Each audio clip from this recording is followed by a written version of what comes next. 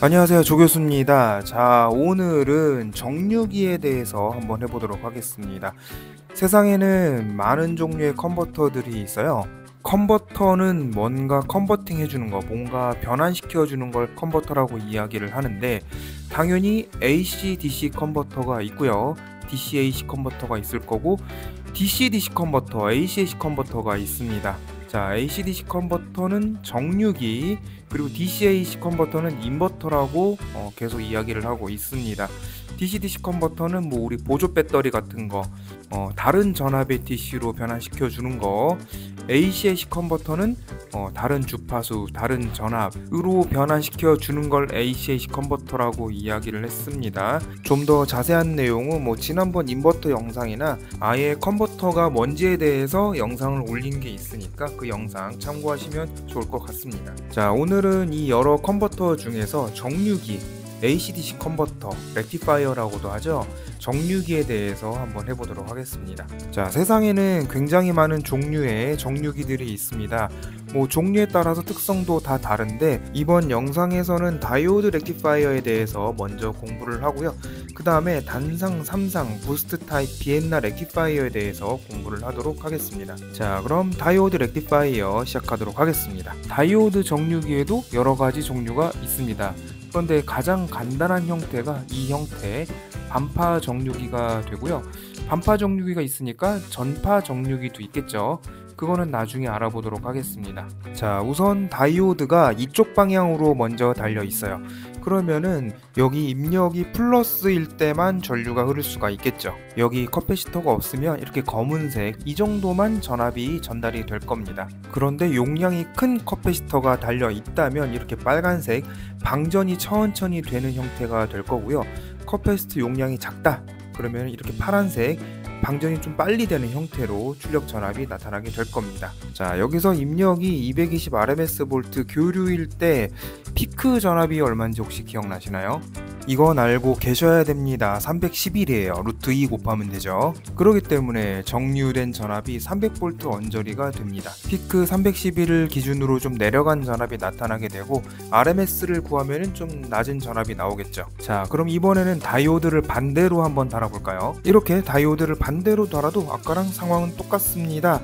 그냥 마이너스예요. 마이너스 311. 부호만 다른 같은 파형이 나오는 걸 확인할 수가 있습니다. 그럼 이 두 개를 한번 합쳐 보려고 해요. 자, 이렇게 합쳤는데 한눈에 잘 안 들어오시죠? 제가 봐도 잘 모르겠어 가지고 단계별로 한번 보도록 하겠습니다. 자, 이렇게 두 개의 정류기를 입력만 하나로 합쳤습니다. 뭐 여기까지는 문제 없죠. 자, 그 다음에 여기 입력의 그라운드만 그림을 따로 그렸습니다. 어차피 심볼 똑같죠? 그림 똑같으니까 같은 거예요. 자, 점점 가까워지고 있습니다.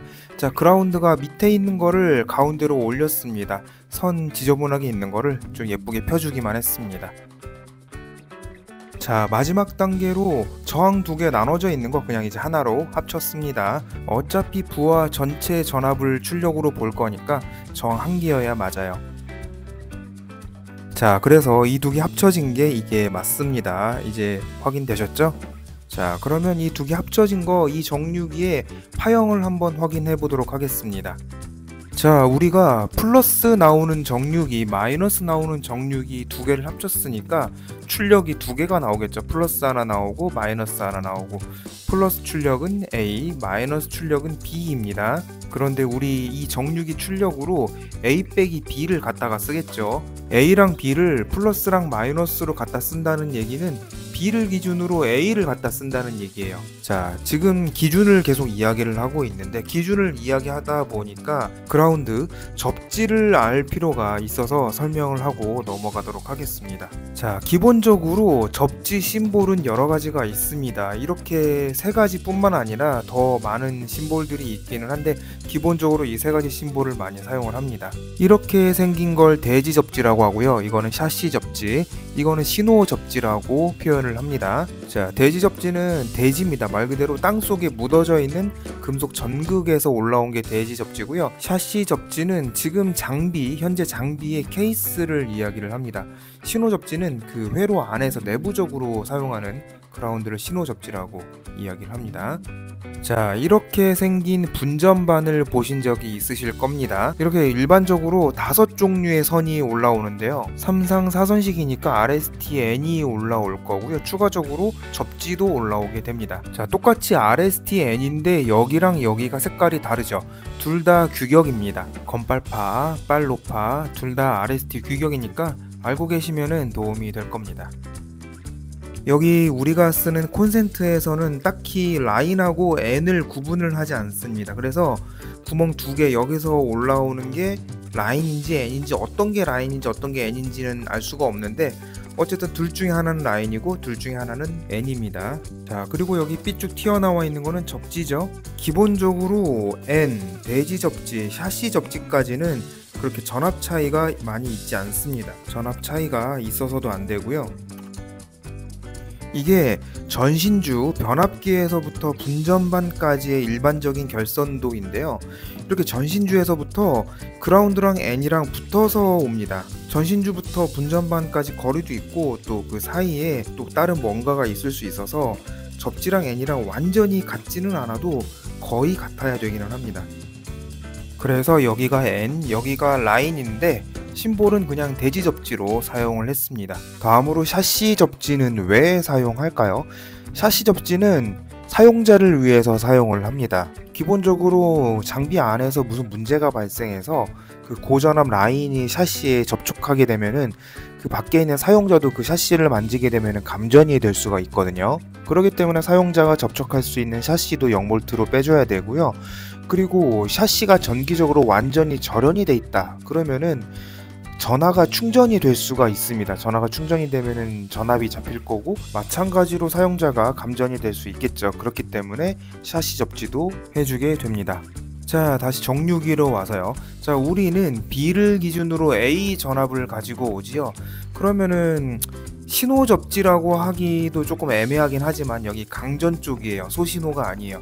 신호 접지라고 하기도 좀 애매하지만 그래도 신호 접지가 가장 적당해서 신호 접지로 표기를 했습니다. 근데 그냥 표현은 세모 그라운드라고 표현을 할게요. 자, 여기 세모 그라운드를 기준으로 A 전압은 A-B가 될 겁니다. 자, 이 정류기의 출력 A-B를 오실로스코프로 좀 측정을 해보고 싶어요. 여기 A랑 B에다가 오실로스코프 프로브를 갖다 대면 될까요? 자, 여기 이렇게 오실로스코프가 있습니다. 우리 전원 케이블을 보면은 접지가 오실로스코프로 연결이 되죠. 자, 그게 어디까지 연결이 되냐? 프로브의 이 클립까지 연결이 됩니다.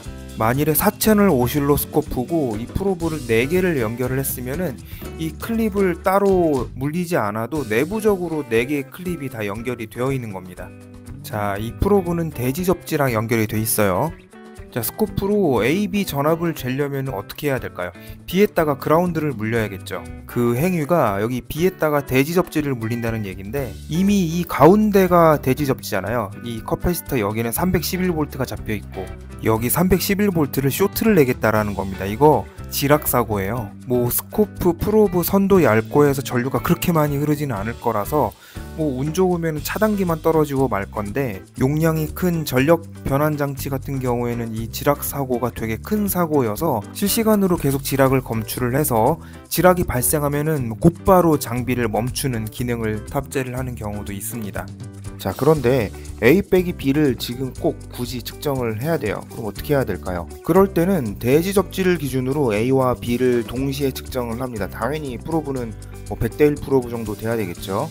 그 다음에 A 빼기 B를 오실로스코프의 함수 기능을 이용해서 확인을 해야 됩니다. 자, 우리가 시중에서 파는 전원 장치를 사왔다고 합시다. 뭐 DC 파워 서플라이도 좋고 뭐 하여간 사왔다고 쳐요. 여기 전압을 스코프로 바로 측정을 해도 될까요? 될 수도 있고 안 될 수도 있겠죠.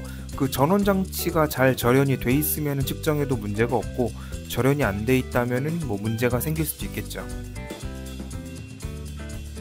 자, 우리가 만든 정류기에 이 다이오드의 전압을 재고 싶어, 이 커패시터의 전압을 재고 싶어, 이 저항의 전압을 재고 싶어. 그때 이렇게 프로브로 재면 될까요? 안 되겠죠. 자, 이렇게 어떤 회로가 있어요. 근데 커패시터의 전압, 저항의 전압, 인덕터의 전압을 측정을 하고 싶어요. 그러면은 이 프로브를 그냥 갖다 대고 측정을 할 수가 있을까요? 마찬가지로 될 수도 있고 안 될 수도 있어요. 이 DC 전원 장치가 잘 절연이 돼 있다면 가능할 수도 있는데 대신에 한꺼번에 측정은 안 돼요. 이 커패시터랑 인덕터 동시에 측정은 안 돼요. 왜냐면은 이 집게가 서로 연결이 돼 있기 때문에 동시에 프로빙을 할 수는 없어요. 자, 너무 불편해요. 이거 마음껏 측정할 수 있는 방법은 없을까요? 당연히 있습니다. 이 차동 프로브를 사용을 하면 됩니다. 이거 한 몇백만 원이면 사거든요. 자, 이 차동 프로브를 사용을 하면은 차동 프로브는 차이를 가지고 오는 프로브이기 때문에 접지랑은 아무 상관이 없어요. 완벽하게 절연이 되어 있는 프로브입니다.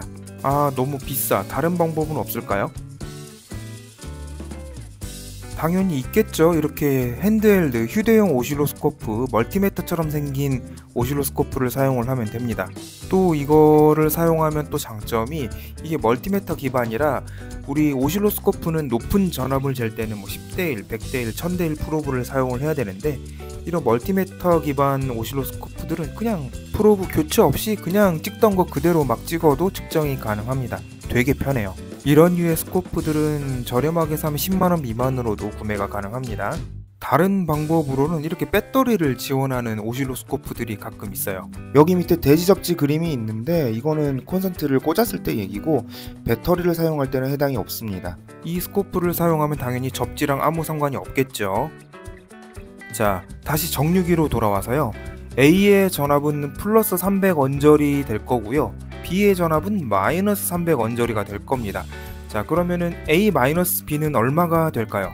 600 언저리가 되겠죠. 600보다는 조금 클 겁니다. 이거 되게 중요합니다. 이 형태로 정류를 하면은 출력 전압이 600V 정도가 됩니다. 자, 이 단상을 3상으로 확장을 하려고 하는데 인버터에서도 이야기를 했죠. 이거 하나를 레그라고 이야기를 합니다.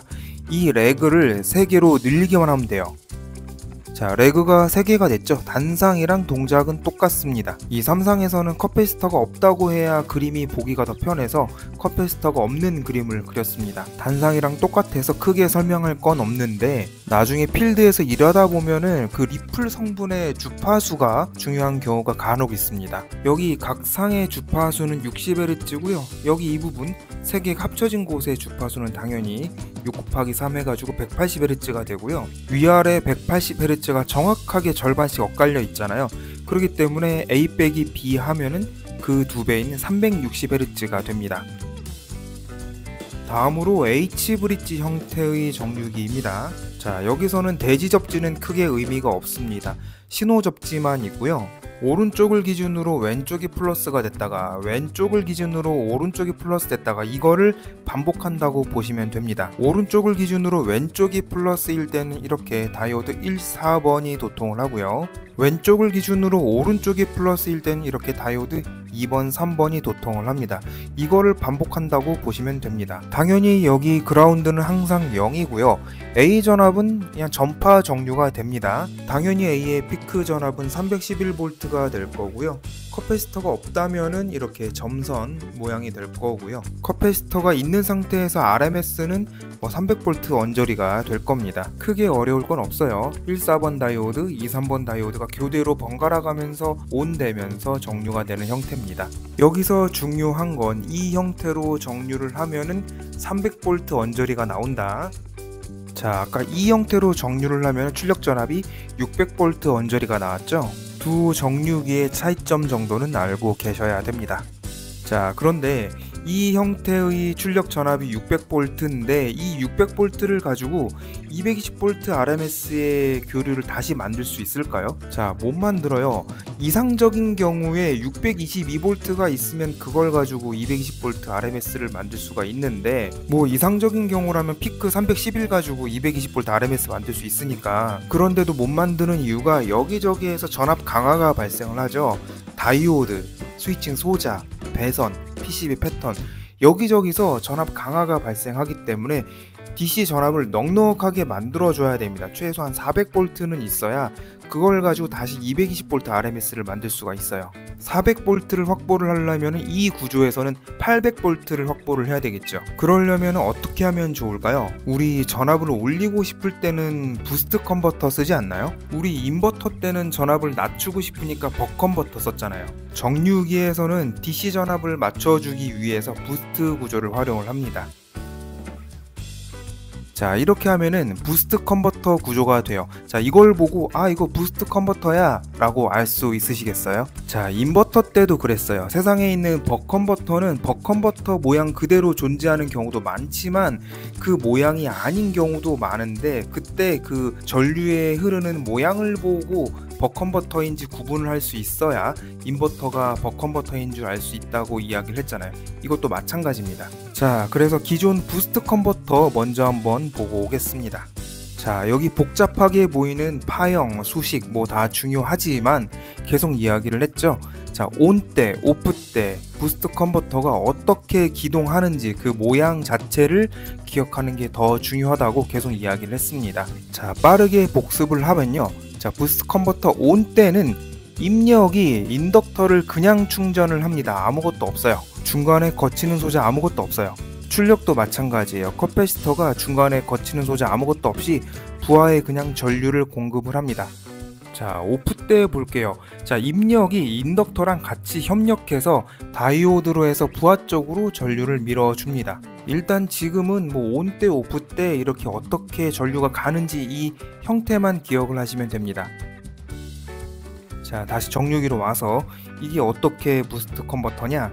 자, 스위치 온 때부터 보면은 입력이 인덕터를 스위치를 해서 이렇게 그냥 충전을 합니다. 중간에 거치는 소자가 아무것도 없어요. 출력은 여기 커패시터가 부하로 공급을 합니다. 온 때 부스트 컨버터랑 똑같은 거 확인. 자, 이제 오프를 볼게요. 입력이 인덕터랑 합심해서 다이오드를 거쳐서 부하로 전류를 공급을 합니다. 오프도 부스트 컨버터랑 똑같아요. 자, 이 구조가 부스트 컨버터 구조이기 때문에 그냥 정류하면 600V 언저리 나올 게 800V 또는 그 이상 전압을 맞춰줄 수가 있습니다. 자, 그러면 이거를 똑같이 3상으로 한번 확장을 해볼게요. 자, 3상으로 해도 크게 다르지 않죠. 자, 여러분들 실력 정도면은 이거 충분히 이해가 가능하실 겁니다. 이거 어디서 많이 본 그림 아닌가요? 지난번 인버터 할 때 3레벨 인버터랑 좀 비슷하지 않나요? 이렇게 3레벨 인버터에서도 중심점을 0으로 만들어 주기 위해서 동일하게 스위치를 사용을 했습니다. 다시 3상 정류기로 돌아와서요. 단상하고 똑같이 여기 가운데 스위치를 이용해서 0으로 전류를 빼주고 부스트 컨버터 동작을 합니다. 자, 다시 단상으로 와서요. 자, 여기 스위치가 왜 서로 다른 방향을 바라보고 두 개가 있을까요? 그 이유 역시 간단합니다. 입력이 교류이기 때문이에요. 자, 스위치가 하나만 있다고 한번 가정을 해볼게요. 자, 입력이 당연히 교류니까 플러스 마이너스 막 왔다 갔다 하겠죠. 입력이 플러스여도 스위칭을 해서 잘 부스트 컨버터가 동작을 해야 되고요. 입력이 마이너스여도 잘 스위칭을 해서 부스트 컨버터가 동작을 해야 됩니다. 일단은 입력이 플러스일 때는 동작 뭐 문제 없어요. 이 스위치로 온오프 해가지고 전류를 제어할 수가 있겠죠. 자, 이번에는 입력이 마이너스인 경우를 한번 볼까요? 입력이 마이너스면은 그냥 다이오드를 통해서 쇼트가 나버려요. 스위치로 컨트롤이 불가능해집니다. 그렇기 때문에 이렇게 스위치를 양방향으로 달아야 양쪽 방향 다 제어가 가능합니다. 자, 좋습니다. 자, 아까 311V 정류기 있었잖아요. 그 311V 정류기에서는 부스트 컨버터를 어떻게 적용을 하면 될까요? 그것도 마찬가지로 400V를 만들고 싶어요. 자, 이거는 뭐 그냥 아주 간단합니다. 그냥 아까 그 정류기에다가 뒤에다 부스트 컨버터 달면 끝입니다. 이거는 부스트 컨버터의 다른 형태가 아니라 그냥 부스트 컨버터기 때문에 뭐 따로 설명을 하진 않고요. 자, 입력이 311 피크이기 때문에 이것도 마찬가지로 듀티를 잘 조절하면 출력을 400V로 맞춰줄 수가 있습니다. 자, 우리 이렇게 정류하면 400V입니다. 또 이런 식으로 정류를 하면 800V입니다. 전기 자동차도 400V를 쓰는 전기 자동차가 있고요. 800V를 쓰는 전기 자동차가 있습니다. 이게 전기 자동차 전체적인 블록 다이어그램인데요. 여기 입력 AC 상용 전원으로 충전을 하는 AC 입력이 될 거고요. 이거를 정류를 합니다. 자, 정류를 이렇게 정류를 하면 400V고 또 저렇게 정류를 하면 800V죠. 정류를 함과 동시에 부스트를 시켜서 승합을 시키면서 배터리 충전 전압을 맞춰줍니다. 우리 배터리 정전압 정전류 충전을 해야 되잖아요. 그 배터리가 여기 있고요. 그 DC 전압을 가지고 모터를 구동을 해야 돼요. 인버터, 교류를 만들어서 모터를 구동을 하겠죠. 자, 그리고 우리 전기 자동차에도 12V 배터리가 필요합니다. 뭐 라이트라든가 뭐 대시보드, 인포테인먼트 시스템, 뭐 많은 것들이 아직 12V로 작동을 하기 때문에 12V 배터리가 필요합니다. 우리 내연기관 자동차 같은 경우에는 시동을 키면 엔진 발전기를 돌려서 12V 배터리를 충전을 하잖아요. 전기 자동차는 DC-DC 컨버터, 버컨버터죠.